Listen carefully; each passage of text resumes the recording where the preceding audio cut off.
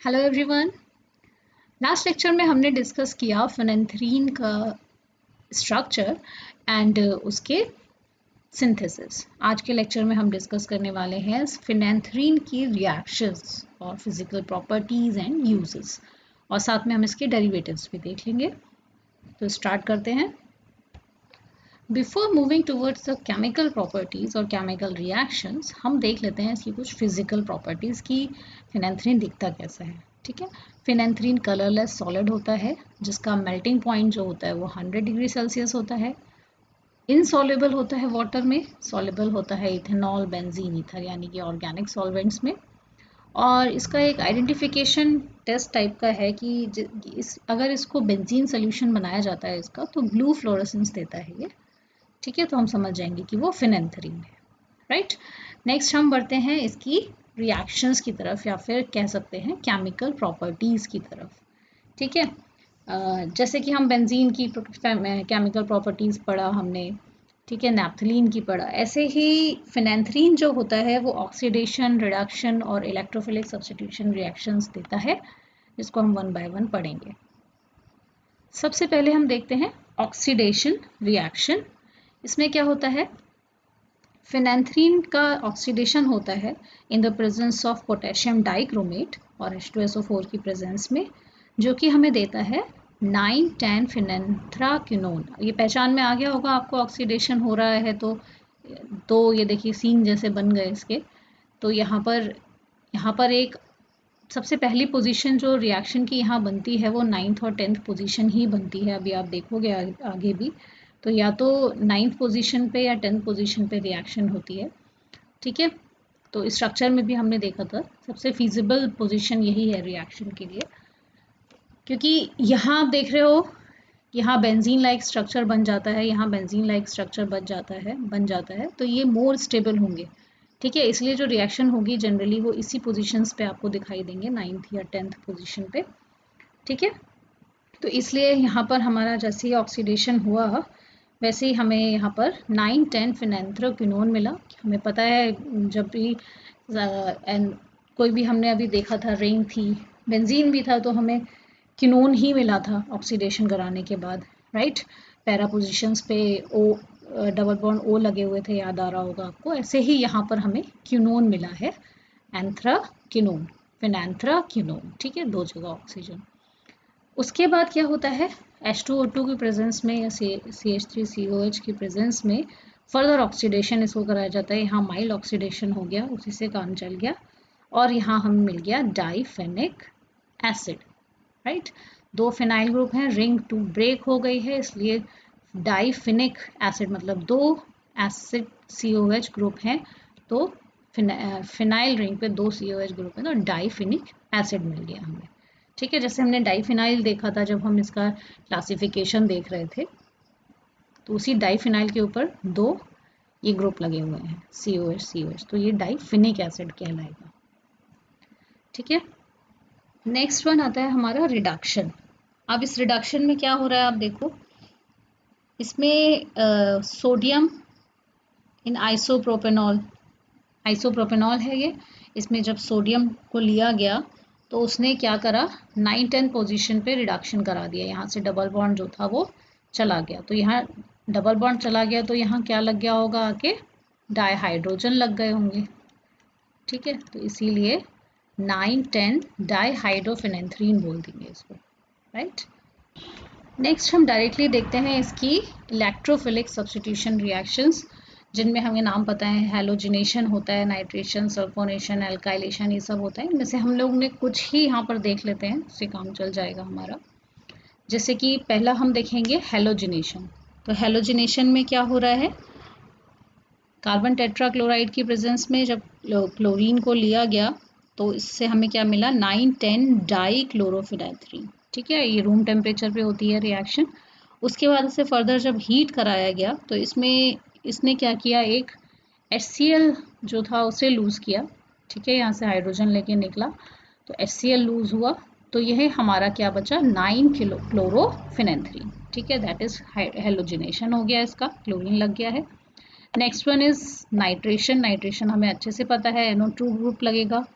ठीक है, अच्छा, यहाँ देखें 9th पोजीशन, इस समय अगर आप 2 मॉलिक्यूल बनाओ, ठीक है, सेम SI, और एक यहाँ पर NO2 लगाओ और दूसरे वाले मॉलिक्यूल में यहाँ पर NO2 लगाओ, तो दोनों ही की काउंटिंग जो होगी वहाँ पर जो 9th पोजीशन आएगी वो NO2 ही आएगी, दोनों ही केस में वो सेम होगा। ठीक है, इससे कंफ्यूज नहीं होंगे। तो 9th पोजीशन पे ही लगेगा जाके नाइट्रोफिनेंथ्रीन बन जाएगा। ठीक है, उसके बाद सल्फोनेशन की तरफ बढ़ते हैं। क्या करते हैं, इसमें कंसनट्रेटेड H2SO4 लेते हैं। ठीक है, हमें पता है कौन सा ग्रुप लगता है, SO3H ग्रुप लगता है। ठीक है, और यहाँ बनता है हमारा 2-फिनैंथ्रीन सल्फोनिक एसिड।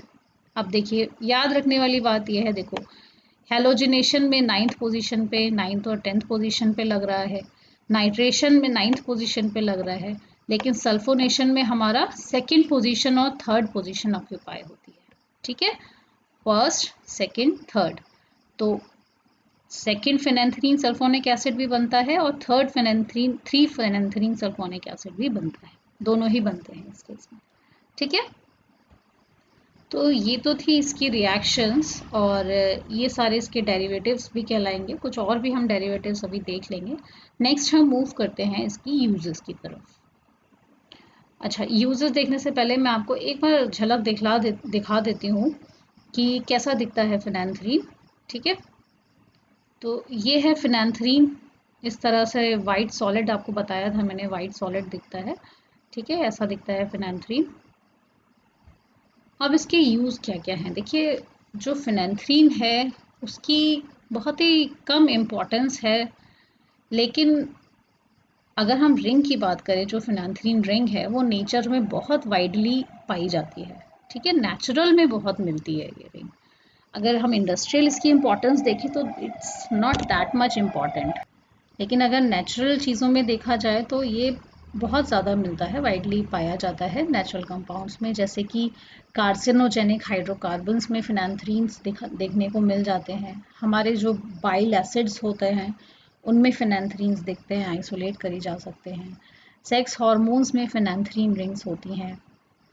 मॉर्फिन एल्कोलॉइड जो कि एक नेचुरल प्रोडक्ट है, उसके अंदर फिनेंथ्रीन रिंग होती हैं। कोलेस्ट्रॉल में फिनेंथ्रीन होता है। ठीक है, तो ये सारे इसकी एबेंडेंस जहाँ पर है इसकी, जहाँ ये पाया जाता है वो जगहें हैं। और एज आई टोल्ड यू कि ठीक है, कहीं पर हम लोग डेरिवेटिव्स बनाने में यूज़ कर लिया जाता है, लेकिन बहुत ही लिटिल इंडस्ट्रियल इम्पोर्टेंस है, इसलिए इतना पूछा भी नहीं जाती इसकी इम्पोर्टेंस। राइट, इस मॉलिक्यूल के बारे में आपको पता होना चाहिए, क्योंकि आप नेचुरल प्रोडक्ट्स जब पढ़ोगे इसीलिए आपको फिनेंथ्रीन का आइडिया दिया गया है, बिकॉज आप यहाँ पर पॉलीन्यूक्लियर हाइड्रोकार्बन पढ़ रहे हो, तो आपको पता होना चाहिए कि फिनेंथ्रीन नाम का भी कोई पॉलीन्यूक्लियर हाइड्रोकार्बन होता है, जिसको हम नेचुरल्स में पढ़ेंगे जाके। ठीक है, इसीलिए आपको यहाँ पर पढ़ाया जा रहा है। लेकिन हाँ, एक चीज़ है कि अगर हम सिंथेटिक बाइल्स बनाने की बात जब करते हैं या सिंथेटिक कोलेस्ट्रॉल बनाने की जब बात करते हैं, तो वहाँ डेफिनेटली हम फिनेंथ्रीन को यूज़ कर सकते हैं।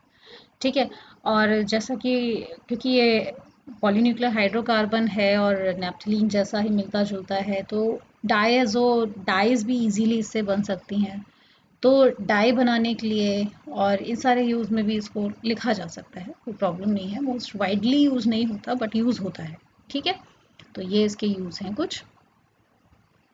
ये इसके कुछ डेरिवेटिव्स हैं, जिसमें क्राइसिन है, यहाँ पर आप देख रहे होगे एंगुलर। अगर हम बात करें क्या है, ये एंगुलर फिनेंथ्रीन दिख रहा है हमें।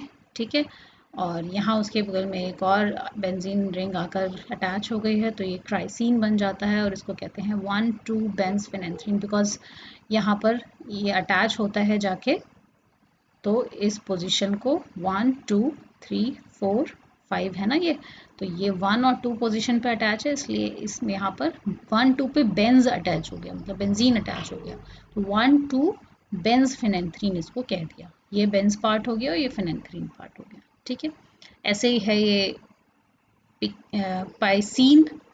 पाइसीन जो होता है वो, उसकी भी आप चाहो तो सिंथेसिस, वैसे इट्स नॉट सो इम्पॉर्टेंट, तो ज़रूरी नहीं है अननेसेसरली इतना जाने की। अदरवाइज इसकी सिंथेसिस भी जो होती है वो डिहाइड्रोजनेटेड सेलेनियम से बनता है ये भी।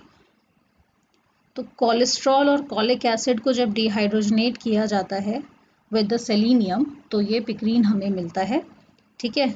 और 1 मिथाइल नैप्थलीन को जब सल्फर के साथ हीट किया जाता है 300 डिग्री सेल्सियस पर, तब भी हमें ये पिक्रीन मिल सकता है, पाइसिन सॉरी, ठीक है।